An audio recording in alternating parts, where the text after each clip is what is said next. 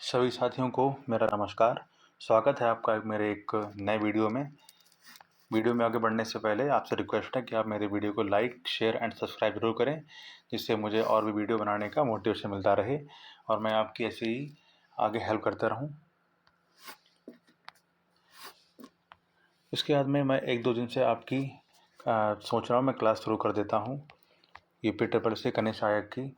और कुछ हमारे दोस्त ऐसे थे जो कमेंट कर रहे थे कि सर मुझे टाइपिंग प्रॉब्लम आ रही है, तो मैं आधे घंटे की या 15 मिनट की टाइपिंग टिप्स दे दिया करूँगा उनको, बताकर कि आप किस तरह से आपको टाइपिंग करनी है, जिससे जब आप टाइपिंग टेस्ट देने के लिए जाएं तो आप मेंटली स्ट्रांग होकर जाएं और टाइपिंग अपनी निकाल कर आएँ।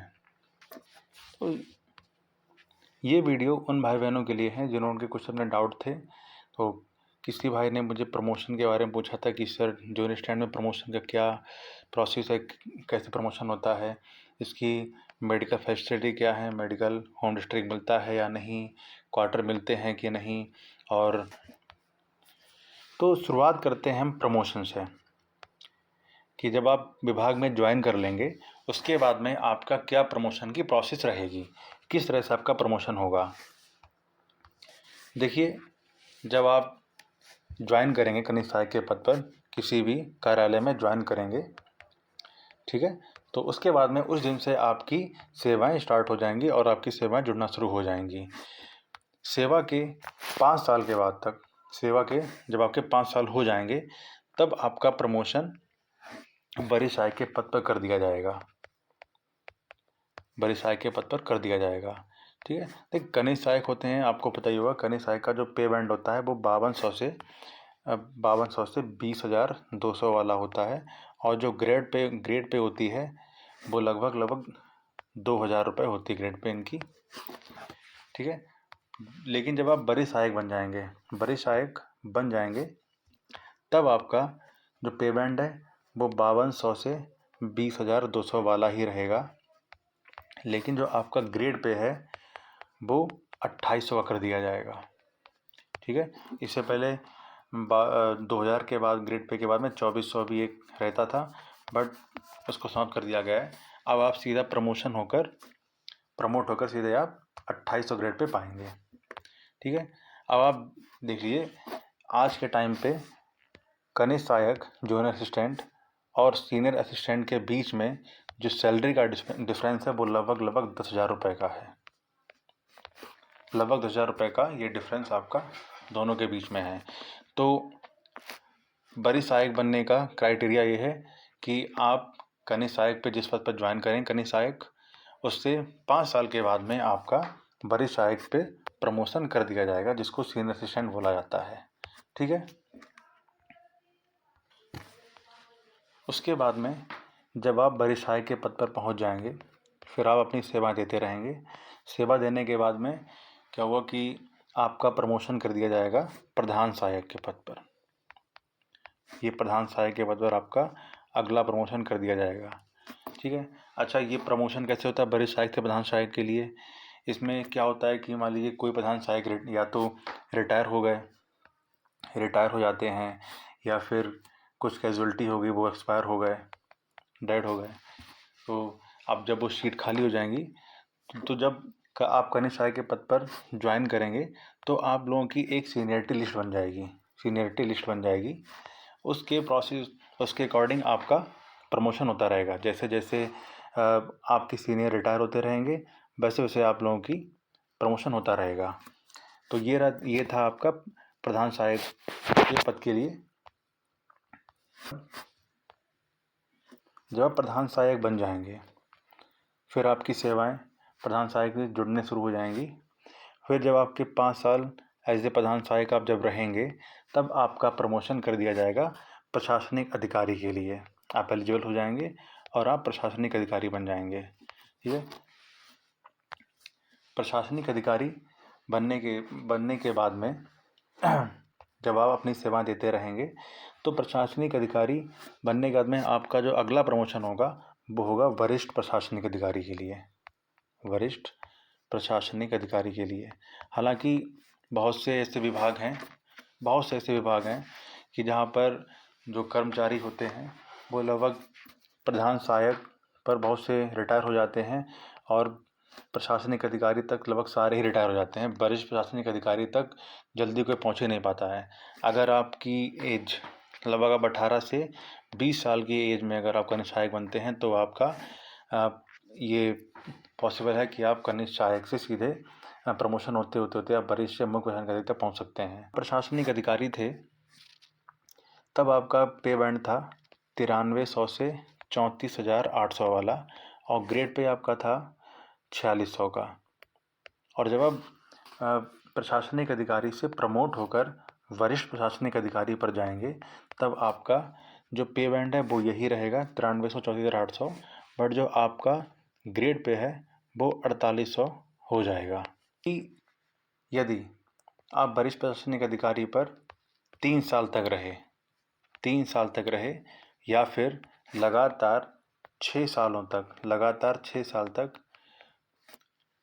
साल तक प्रशासनिक अधिकारी रहे तब आपका प्रमोशन मुख्य प्रशासनिक अधिकारी तक कर दिया जाएगा। आपका प्रमोशन कर दिया जाएगा। तो ये है सारा आपका प्रमोशन का प्रोसेस कनिष्ठ सहायक से। क्योंकि 3 साल इसलिए क्योंकि यहाँ तक पहुँचते लगभग सभी के सभी कोई 58 साल का हो जाता है और कोई 59 साल का, लगभग सब रिटायर हो जाते हैं। तो इन्होंने ये क्राइटेरिया रखा है। तो इसमें इतना कुछ नहीं है। तो ये मैंने आपको बताया था कि जब आप प्रमोशन कैसे होगा। सबसे पहले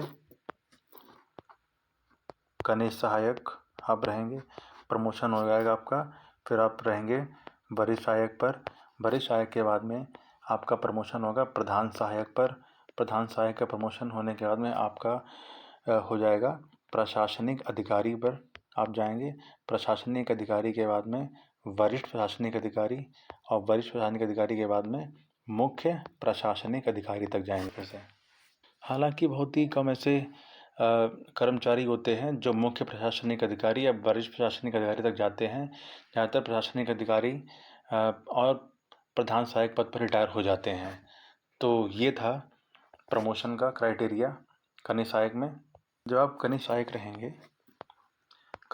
रहेंगे उस टाइम आपका ग्रेड पे रहेगा 2000 रुपये, ठीक है। और उसके बाद में जब आप वरिष्ठ सहायक रहेंगे तो आपका ग्रेड पे रहेगा 2800। फिर उसके बाद जब प्रधान सहायक रहेंगे तब आपका हो जाएगा 4200 का ग्रेड पे। फिर प्रशासनिक अधिकारी जब बन जाएंगे तब आपका जाएगा 4600। फिर वरिष्ठ प्रशासनिक अधिकारी जब बनेंगे उस टाइम आपका जाएगा 4800। और लास्ट में मुख्य प्रशासनिक अधिकारी तक जब आप जा सकते हैं, अच्छी बातें मैं करता हूँ, आप लोग जल्दी जल्दी जॉब ले लें और ज़रूर पहुँचें यहाँ तक, तब आपका ग्रेड पे रहेगा 5400 लास्ट। यहाँ तक आते आते सभी रिटायर हो जाते हैं। तो अब बात करते हैं मेडिकल की।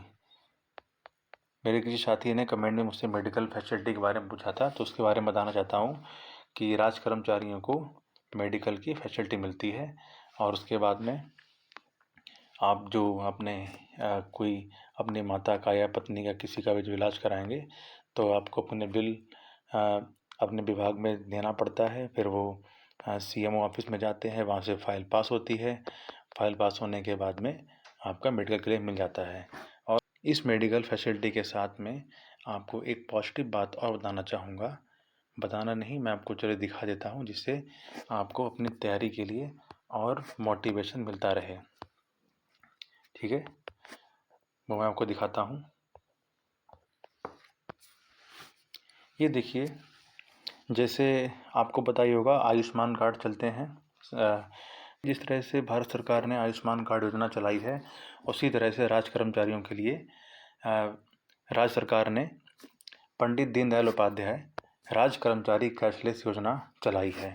इसमें आपको 5 लाख तक का इलाज फ्री हो जाएगा और अच्छे अच्छे हॉस्पिटल्स भी हैं, यहाँ पर आप इलाज कर सकते हैं।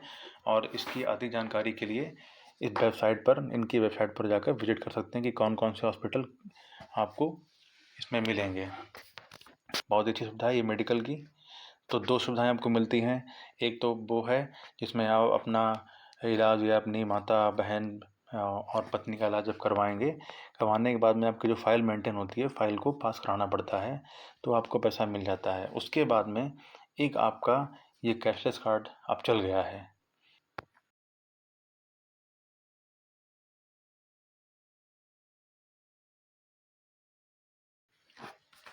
इसके साथ में एक भाई ने पूछा था कि क्या सर हम लोगों को रहने के लिए क्वार्टर फैसिलिटी मिलती है कि हाँ नहीं मिलती है। देखिए, इसमें आपकी दो बातें हैं। डिपेंड करेगा कि आपकी ज्वाइनिंग किस डिपार्टमेंट में हो रही है।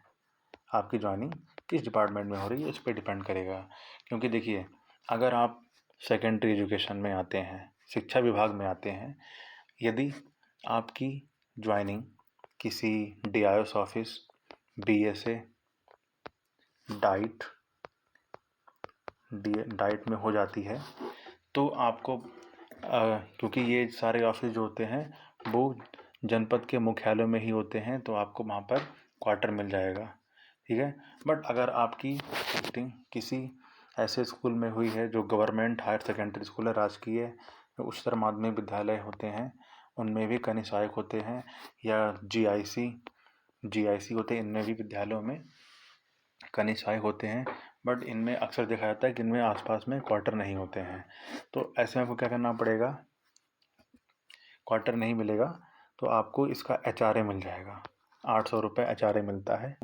आप अगर आप क्वार्टर फैसिलिटी चाहिए तो आप लोग भी पोस्ट प्रेफरेंस भरने से पहले ये चेक कर लीजिएगा कि कहीं ऐसा विभाग तो मैं नहीं ले रहा हूँ जिसमें क्वार्टर फैसिलिटी नहीं मिल सकती हैं। अगर हो सके तो आप जनपदीय मुख्यालय वाले विभाग ले लें तो उसमें क्वार्टर मिल जाएंगे। अब एक किसी भाई ने कमेंट मुझसे पूछा था कि सर क्या होम डिस्ट्रिक्ट मिल सकती है। अब देखिए, अगर आप जूनियर असिस्टेंट हैं, ठीक, तो आपको होम डिस्ट्रिक्ट भी मिल जाएगी। ये बात करते हैं कि कौन सा डिपार्टमेंट आपका अच्छा रहेगा। भाई बहुत से हमारे दोस्त हैं जो नाराज़ भी हो गए मुझसे ग्रुप में, कमेंट सेक्शन में, कि आप सर बता नहीं रहे हैं, बता नहीं रहे हैं कि कौन से भारी भरकम डिपार्टमेंट हैं, कौन से वजनदार डिपार्टमेंट हैं। तो देखिए, ये सारी फालतू की बातें हैं, ऐसा कुछ नहीं है। एक्चुअली क्या है कि बहुत सी ट्रांसपेरेंसी आ गई है। आप जानते हैं जीरो टॉलरेंस की नीति चल रही है, तो इतना आसान नहीं है। देखिए, सबसे पहले आपका टारगेट होना चाहिए कि हम एग्ज़ाम क्वालिफाई करें। आप अपने मन में ये बातें बिल्कुल लेकर ना आएँ कि मैं एग्ज़ाम से इसलिए दूंगा कि मुझे ऊपरी कमाई करनी है। आप अपनी मेहनत करिए, ठीक है। देखिए, कल ही एग्ज़ाम है पुलिस का, और आप स्टेशन पे देखिए इतनी भीड़ होगी, इतनी भीड़ है कि पैर रखने की जगह नहीं। इतनी ज़्यादा बेरोज़गारी, अनएम्प्लॉयमेंट हो रखा है कि लोग 10-10 हज़ार रुपये की जॉब करने के लिए भी तैयार हैं कि कुछ भी करके 10,000 रुपये की जॉब मिल जाए। तो आप जब डिपार्टमेंट में आ रहे हैं तो आप ये सोच के बिल्कुल भी मत आएँ कि मुझे ऊपरी कमाई करनी है। ओके, आप आराम से आइए। 30,000 रुपये आपकी सैलरी बनेगी। 30,000 रुपये सैलरी कोई कम नहीं होती है। जो आप सोच रहे हैं कि हमें ऊपरी कमाई मिलेगी, ऊपरी कमाई मिलेगी, ठीक है, अगर किसी डिपार्टमेंट मिल जाती है तो अच्छी बात है। बट आप उसको अदरवाइज़ ना लीजिए। बट मैं चाहता हूँ कि आप लोग अपनी मेहनत करिए। अगर कुछ करना है तो आगे जाइए, आराम तैयारी कीजिए, शिक्षा विभाग लीजिए, किसी स्कूल में चले जाइए, वहाँ पर तैयारी करते रहिए। तो इसलिए मैं कह रहा हूँ कि आप बार बार कमेंट में ये बातें ना पूछिए कि सर अच्छा मलाईदार डिपार्टमेंट बता दीजिए, ठीक है। जब भी आप मैं प्रॉमिस कर रहा हूँ कि आप जब अपना एग्ज़ाम निकाल लीजिए, टाइपिंग निकाल लीजिए, फाइनल जब बात आएगी पोस्ट प्रेफरेंस की, उस टाइम मैं आपको अच्छे से अच्छे डिपार्टमेंट बता दूंगा। बट फ़िलहाल आपकी इस टाइम फर्स्ट प्रायोरिटी रहनी चाहिए कि मुझे जॉब हासिल करनी है। अगर जॉब नहीं मिलती है फिर आप क्या करेंगे, फिर मलाईदार डिपार्टमेंट का क्या करेंगे आप। मैं कहना चाह रहा हूँ, देखिए आप लोग मेरी इस बात से बिल्कुल हर्ट मत होइए कि मैं इस बारे में क्या बोल रहा हूँ आपसे। तो ये बातें मैं आपको सही समय पर उचित टाइम आने पर बता दूंगा। बट प्लीज़ सबसे पहले आपकी प्रायोरिटी होनी चाहिए कि आपका एग्ज़ाम क्वालिफाई हो जाए।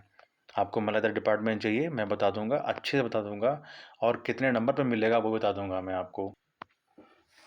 और मैं आपको कल से 5512 के लिए टारगेट देना स्टार्ट करूँगा कि आपको कौन कौन सी बुक्स रखनी है। सबसे पहले मैं कल बुक बताऊँगा आपको, वो आप ले लीजिएगा। और उसके बाद में मैं आपको रोज़ पर डे टारगेट दिया करूँगा, आप उतना ही फॉलो करते रहिए। आपका कनिष्ठ सहायक का एग्ज़ाम अच्छे से निकलेगा, मेरी बात का ध्यान रखिएगा। जितना मैं बताता जाऊँ आप उतना ही स्टडी करिएगा, उससे ज़्यादा बिल्कुल मत करिएगा। आपका आराम से निकलेगा, आपका रिटन भी निकलेगा, रिटन के बाद में टाइपिंग में भी मैं निकलवा के दिखाऊँगा आपकी। तो बस यही मेरा आज का वीडियो है। तो ठीक है, बाय, गुड नाइट।